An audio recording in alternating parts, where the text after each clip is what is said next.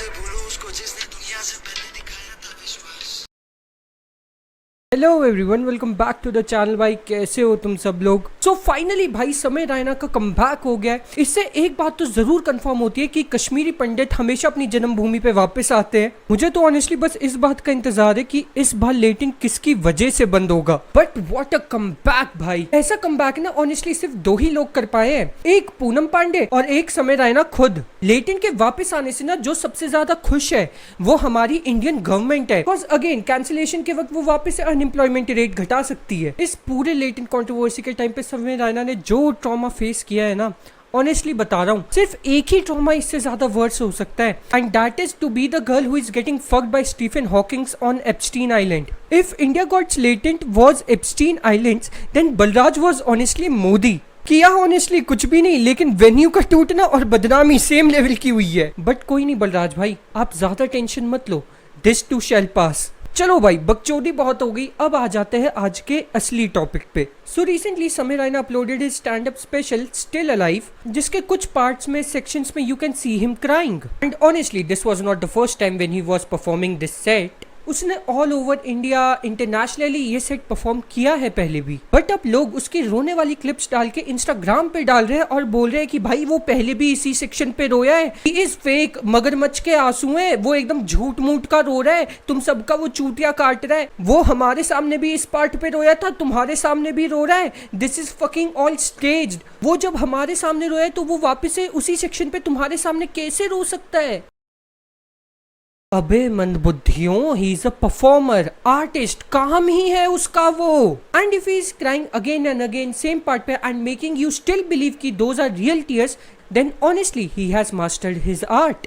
He is a true performer. Stand up comedy is genuinely not a normal conversation या फिर कोई normal talking की और बता भाई क्या चल रहा है, सब बढ़िया? तू अभी भी स्कूल में ही है, तू 18 का भी नहीं हुआ और तू मेरे शो पे आ गया है। हा हा हा हा हा। नहीं है ये स्टैंड अप कॉमेडी, ये नहीं है art. It is performance, it is storytelling, it is timing, it is repetition. If you ever decide to write a stand-up comedy set, तुम उसे पहले खुद लिखते हो, फिर उसे ओपन माइक्स में परफॉर्म करते हो, hundreds of time तुम ओपन माइक में उस सेट को परफॉर्म करते हो, to figure out pauses, to figure out cadence, to figure out tone, which jokes are funny, क्या ऐड करना है, क्या डिडक्ट करना है, मैं यहाँ पे कौन सा नया एंगल घुसा सकता हूँ। It's all repetition, हर एक दिन लगातार, और तब जाके एक परफेक्ट सेट बनता है। It's honestly like sculpting a figure from the scratch. तुम्हारे पास लिटरली एक खाली कैनवास है और तुम भैंचोद पिकासो हो। एंड ऑब्वियस है पहली ट्राई में यू विल मेक मिस्टेक्स, तुम्हें नहीं पता चलेगा कहाँ पे पॉज लेना है, किस जोक की क्या केडेंस है, किस जोक का क्या टोन है, इसलिए ओपन माइक्स में तुम उसे लगातार परफॉर्म करते हो। अगर मैं अपने जोक्स ओपन माइक में परफॉर्म ना करूँ और बस जो मैंने सीधा रॉ सेट लिखा है उसे जाके अगर मैं परफॉर्म करूँ, तो तुम्हें पता है कैसे जोक्स होंगे वो? It will legit look like Lakshya Chaudhary performing stand up comedy again. It will also look like Carrie Minati's recent YouTube videos. मैं पक्का चुदूंगा बहनचोद किसी दिन, किसी ना किसी क्रिएटर की ऑडियंस से तो मैं पक्का पिटूंगा किसी दिन। When a comedian goes on a tour, they don't invent a new show every single night. They refine the same material, same jokes, same pauses, same emotions, cause that is what makes it a set. So जब समय अपने show में रोता है, that is not fake, it's intentional. अब तुम लोग actors का एग्जांपल ले लो, जैसे कोई इमोशनल सीन है and every time a retake और shot is taken, they have to cry again and again and again. Does it make it less real, या फिर इट मींस कि वो एक्टर कितना ज्यादा अच्छा है कि he can instantly tap in into that emotion on command? बहन के लोड़ो, तुम लोगों का एक्टर का एग्जांपल लेने बोला है तो ढंग के एक्टर्स का एग्जांपल लेना। अर्जुन कपूर, कार्तिक आर्यन, तृप्ति डिमरी, ऐसे वाले एक्टर्स का एग्जांपल मत ले लेना। मुझे ही कॉन्ट्राडिक्ट कर रहे हो कमेंट्स में, इस एक्टर को देख, इसके तो सारे इमोशंस एक जैसे ही लगते हैं। एंड जो मैंने तुम लोगों को एक्टर का एग्जांपल दिया, this is exactly what that is, a performer revisiting his emotional vulnerable space again and again and again in front of strangers.